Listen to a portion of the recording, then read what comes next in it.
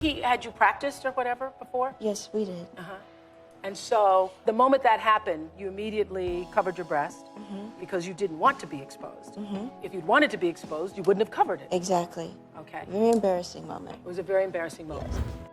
The Super Bowl halftime show used to be the moment, and honestly, for many of us, it was the thing we endured hours of football jargon for, even if we couldn't tell a touchdown from a turnover. Back in the day, it was all about legends like Janet Jackson redefining wardrobe malfunction, and Prince turning a literal rainstorm into the most iconic rendition of Purple Rain ever. It was risky, it was wild, and it was unapologetically awesome. And now? Well, now it's basically a corporate PowerPoint presentation with backup dancers. We've traded raw magic for safe performances that feel more like the musical equivalent of plain toast. Sure, they still throw in fireworks, a big-name artist, and maybe a CGI whale or two, but let's be honest, when's the last time a halftime show really made your jaw drop? No, I'm genuinely asking, drop it in the comments. The halftime show went from being the rebellious, scene-stealing headliner to the overly sanitized opening act for whatever Coca-Cola wants to sell us. And that's why, dear friends, the Super Bowl halftime show kinda sucks now. If we take it all the way back to the humble beginnings of the Super Bowl halftime show, when the big entertainment was college marching bands and drill teams enthusiastically spelling out "Go Team" in a formation only visible from the Goodyear blimp. Back then, the halftime show wasn't about music legends or viral moments, it was about good old American school spirit. You had universities like Arizona and Grambling State adding the oomph factor, which was basically code for, no, we couldn't afford anything else. Then, someone in a boardroom had a revolutionary idea. What if we made this fun? Interrupt with people who somehow managed to appear in multiple halftime shows, spreading sunshine and good vibes like a live-action Pinterest board. Eventually, though, the NFL decided to up their game and replace them with actual stars. Gloria Estefan brought the rhythm, Aerosmith brought the riffs, and suddenly, people started watching the halftime show on purpose. The 1990s? That was the golden era. Michael Jackson moonwalked onto the stage at Super Bowl 27 and redefined what a halftime show could be. He didn't just perform, he staged a full-blown spectacle. After that, pop stars like New Kids on the Block and U2 turned the show into a must-watch event where the halftime show wasn't just a break from football, it was the reason to tune in. Then came the early 2000s, when the NFL discovered something miraculous. Brands like Pepsi would pay them ungodly amounts of money to slap their logos on these performances. What started as a cultural moment morphed into a multi-million-dollar marketing campaign. Artists like Britney Spears, Mary J. Blige, and Aerosmith created performances that weren't just concerts, they were over-the-top, glitzy, glittery productions designed to sell soda and sneakers while breaking your brain with sheer sensory overload. But then came the incident. Super Bowl 38. Justin Timberlake, Janet Jackson, and the infamous wardrobe malfunction that was heard around the world. It was like the NFL accidentally stepped on a cultural landmine, and the fallout was so intense, you'd think they'd broadcasted an R-rated movie by mistake. Terrified of another controversy, the NFL hit the brakes on fun and opted for safe acts like Paul McCartney and the Rolling Stones. Thus began the age of beige halftime shows where the goal was simple: don't scare the sponsors. Luckily, pop stars made their triumphant return in the 2010s with Beyoncé, Lady Gaga, and Justin Timberlake breathing some much-needed life back into the stage. But even then, it was hard to shake the sense that the halftime show is less about the music and more about the marketing. It's a glittery, overproduced spectacle, just not always the good kind. Yet, the choice to feature these stars also sparked new controversies, and let's just say there's a lot to unpack to find out why the halftime show sucks. First up, Janet and Justin, the infamous wardrobe malfunction of 2004, what should have been a catchy pop moment turned into the mother of all controversies. Apparently, a split second of exposed skin was so shocking that America collectively clutched its pearls for the next 2 decades. But wait, let's not forget Nelly's contribution that year, a crouch grab so bold it made conservative commentators foam at the mouth. Family friendly? Sure, if your family loves chaos. Nearly 14 years after the infamous 2004 Super Bowl halftime show, Justin Timberlake is gearing up to take the stage at this year's big game, and he's ready to put the past behind him. Of course, controversy isn't new. Michael Jackson, the king of pop himself, managed to scandalize America in 1993 with his iconic crotch grab move during a game-changing halftime show. The media, in true fashion, lost its mind because nothing screams un-American like dancing while touching your own pants. Then there was M.I.A, flipping the word in 2012. But it wasn't just a rebellious middle finger, it was a lawsuit in the making. The NFL sued her for millions, turning what should have been a who cares moment into a legal circus. Meanwhile, the media went wild, debating if she was too punk rock or just plain rude. Suing rapper M.I.A, who performed with Madonna at the 2012 game, over what they say was an indecent gesture. But instead of issuing an apology, M.I.A is fighting back. Fast forward to 2016, and Beyoncé brought Formation to the stage and to the political battlefield as well, apparently. Her unapologetically powerful performance sparked everything from standing ovations to whiny think pieces about divisiveness,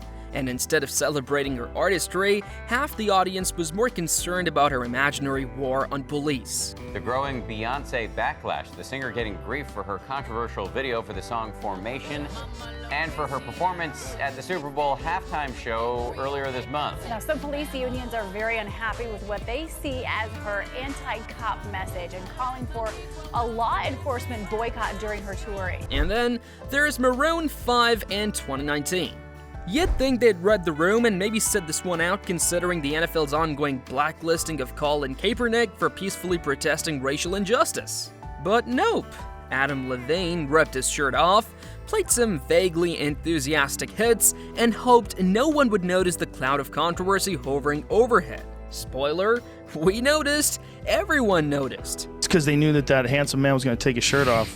Gosh, what's his name? Adam Levine. This beautiful man. He has no nipples, or everyone's He doesn't talking about have his nipples. No, he has nice brown nipples, but What's then wrong you're with like Janet Jackson, like the big, Yeah, right, that that's went true. crazy. Right, why is he allowed to show his... Even Travis Scott, who joined that same year, was bashed for performing with the NFL despite claiming to stand for social justice. And this after many acts turned down the opportunity in support of Colin Kaepernick and other players who have taken a knee during the national anthem to protest racial injustice. Apparently, the only thing uniting fans and critics was the collective cringe at the blatant hypocrisy. Oh, and can we talk about the Black Eyed Peas in 2011? Between technical difficulties and vocals that made us wonder if Fergie's mic was sabotaged by her own team, the whole thing felt like a YouTube karaoke night gone wrong. A disaster, but at least it gave us something to meme about. Justin Timberlake's return in 2018?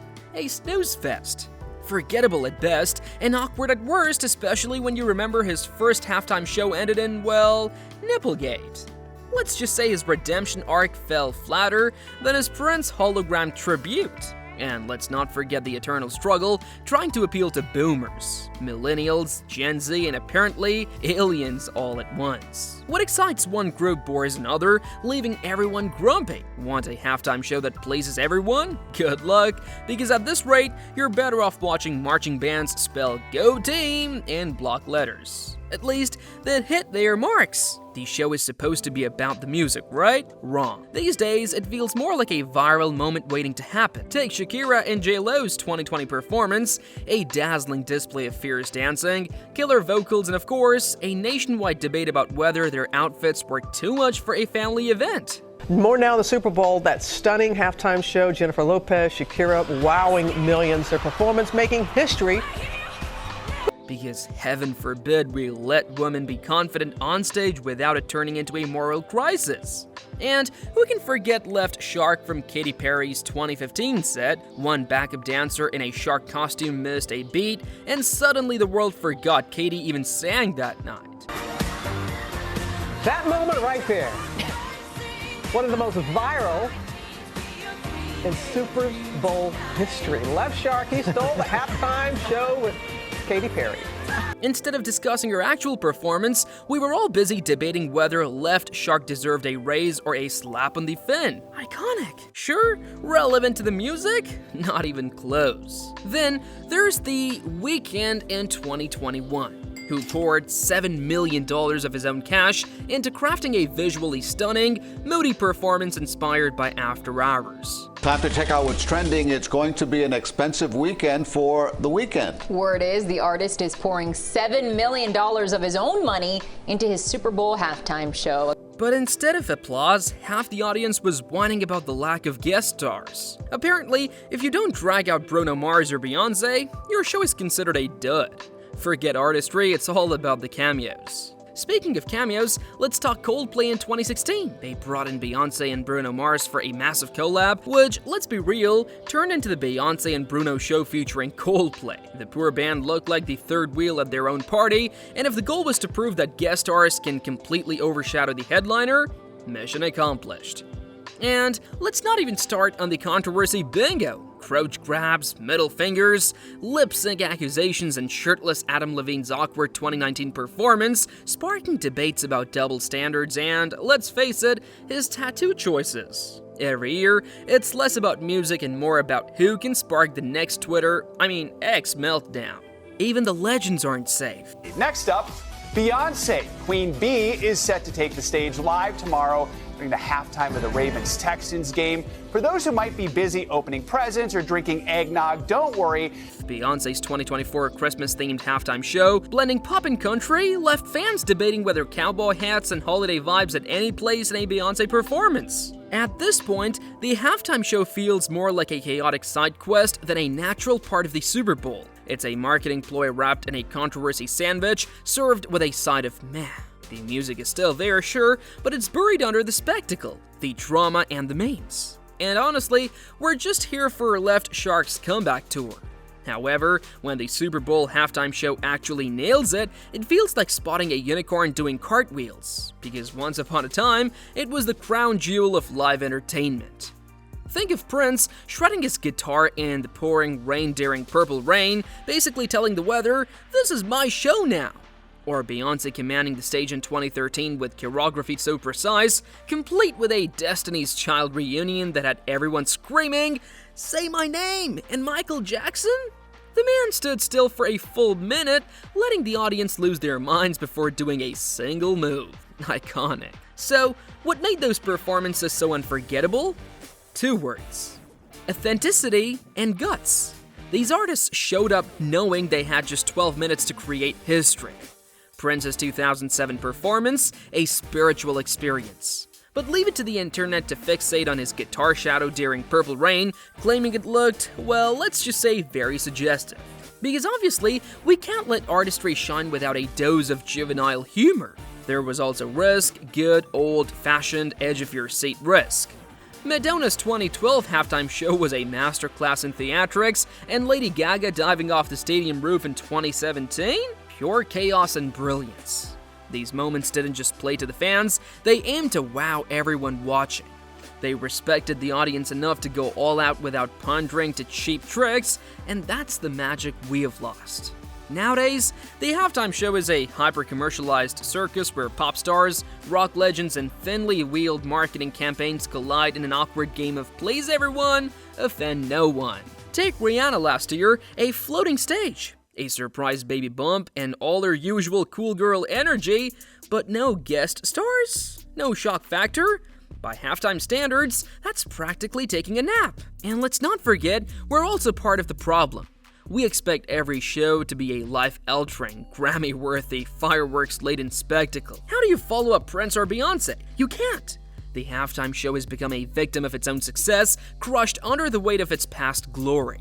Then there's social media. The second the lights dim, millions of self-appointed critics are ready to maim, mock, and magnify every awkward moment. One slightly off note or a backup dancer who's too enthusiastic, looking at you, left shark, and suddenly the internet's having a field day. The halftime show doesn't stand a chance anymore. It's a 12-minute trial by fire with memes as the jury. The halftime show was about artists who brought actual star power and didn't have to compete with TikTok dances or avocado commercials for our attention. What was once the crown jewel of live entertainment has morphed into a bloated spectacle that's more about sponsorship dollars than soul. Let's face it, modern performers just don't have the pull of icons like Michael Jackson or Prince. Well, maybe Taylor Swift could save the day, but let's be real, she's probably too busy breaking Ticketmaster. The solution, some say, is painfully obvious. Scrap the halftime show altogether.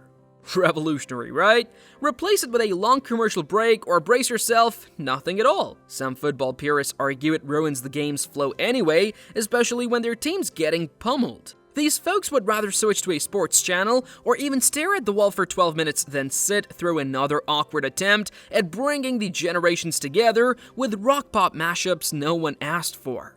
But here's the thing, the halftime show isn't for football fans. It's for everyone else, the casual viewers who think a quarterback is a refund policy and only tune in for the commercials and snacks. It's a shiny distraction designed to keep people glued to the screen while advertisers battle for their wallets. And we have the early 90s to thank for this mess. Back then, shows like In Living Color had the audacity to pull viewers away from the game during halftime, so the NFL panicked and said, "Quick, get us someone shiny." Enter the era of big budget performances. So, is the halftime show doomed forever? Not necessarily, but the NFL needs to start letting artists actually be artists. Enough with the overbranding, sanitized choreography, and safe-as-milk choices. Give us jaw-dropping moments, unexpected collabs, and a performance that feels more than just a marketing strategy. Oh, and maybe hire someone who actually wants to be there, looking at you, Maroon 5. Until then, we'll be here, hoping for another Prince and the Rain miracle and bracing ourselves for the next round of left shark memes.